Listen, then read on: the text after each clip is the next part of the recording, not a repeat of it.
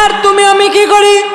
দুনিয়া বীর মধ্যে জাকাত দেয়, মাইক নটকায়, এখানে জাকাতের মাল দেওয়া হয় জাকাত।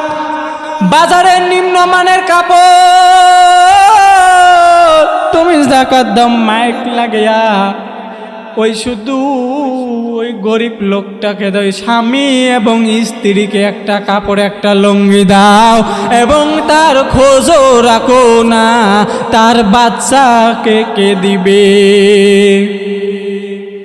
গরিব লোক স্বামী আর স্ত্রী দুইজনে চিন্তা করলো,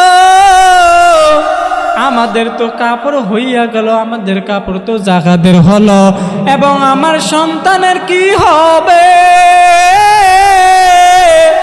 এই চিন্তা করিয়া স্বামী স্ত্রী দুইজনে চোখের পানি ছাড়াইয়া ছাড়াইয়া কান্না করে। বন্ধুরা একটু ভালো করিয়া শোনেন, মাগুরার বন্ধুরা ভালো করিয়া শোনেন, যে কথাটা বলতেছিলাম একটু গভীর মনোযোগ দিয়ে শোনেন। আপনি যখন জাকাত দিবেন, ওই জাকাত থেকে আপনি প্রতিবারে তো তার স্বামী এবং স্ত্রীকে দেন। এবার বলেন, আপনার ঘরে যখন জাকাত দেবেন, এইভাবে আপনি তো একটা শাড়ি, একটা লুঙ্গি, 250 গ্রাম চিনি, একটা লাচ্চার প্যাকেট তুমি দাও, দিয়ে তারপরে তো আর কোনো খোঁজ খবর রাখো না। তুমি তো এটা করলা না।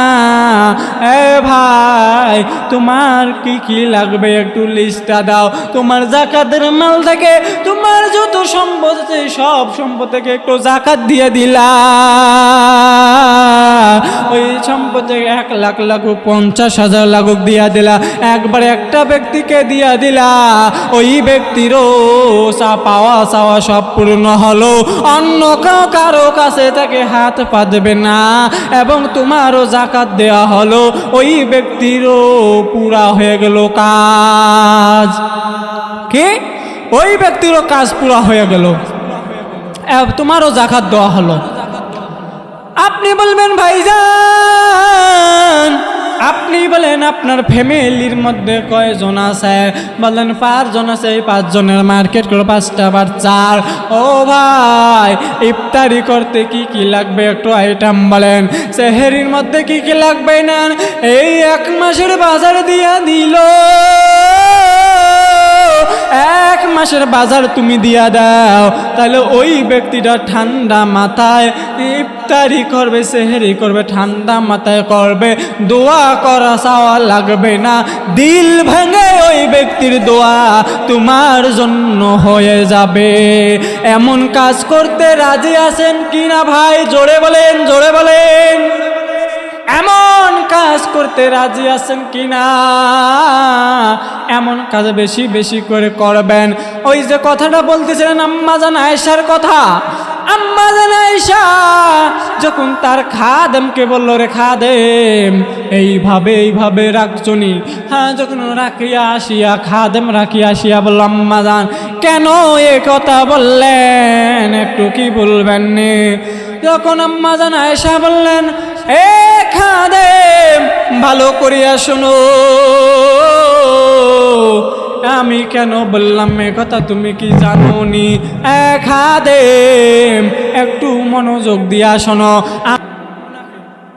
তারপরে বললেন, আম্মা জান আয়েশা তুমি এইভাবে টাকা দিবা না, তাহলে আমি হইলাম কি দাতা, আর যে দেয় সে উপর থেকে দেয়, গ্রহতা নিচ থেকে নেয়, তাহলে কি হলো? উনি তো আবার চাইলো। বন্ধুরে, তোমাকে বলছি খাদেম তুমি বালিশের নিচে রাখবা, বালিশের নিচে রাখবা, বালিশের নিচে রাখছো। উমার ওই ব্যক্তির পাওনা টাকা উনি নিজে হাত দিয়ে ধরে নিল, কিন্তু এইভাবে নিল না, এইভাবেও চায়ও নিল না। আমিও তো এইভাবে দিলাম না, আমি তো এইভাবে ওনার বালিশের নিচের মধ্যে রাখলাম, তা আমি তো এইভাবে দিলাম না। একজন দাতাকে বলেন, দাতাকে? দাতা হলেন একজন, তিনি কে? জোরে বলেন কে? আল্লাহর নামটা নিতেও কি কষ্ট হয়। এ ভাই, এ যুবক বন্ধুরা, মাগুরার বন্ধুরা, এ মাগুরা সদরের বন্ধুরে, আল্লাহর নামটা নিতে কি কষ্ট হয়। এ বন্ধুরে, আল্লাহর নাম নিতে যদি তোমার কষ্ট হয়, ওই আল্লাহর জমিনের মধ্যে তুমি আসো, ওই আল্লাহর জমিনের মধ্যে তুমি হাঁটতেছো, ওই আল্লাহর জমিনের মধ্যে তুমি চলাফেরা করতেছো, একবারও তোমার কি ভয় লাগে না? যদি জমিনটাকে আল্লাহ হুকুম করে, এ জমিন তুমি ফাটল হইয়া যাও, আমার নাফরমানকে এই মাটির নিচে ঢুকাইয়া চাপা দিয়া শেষ করব।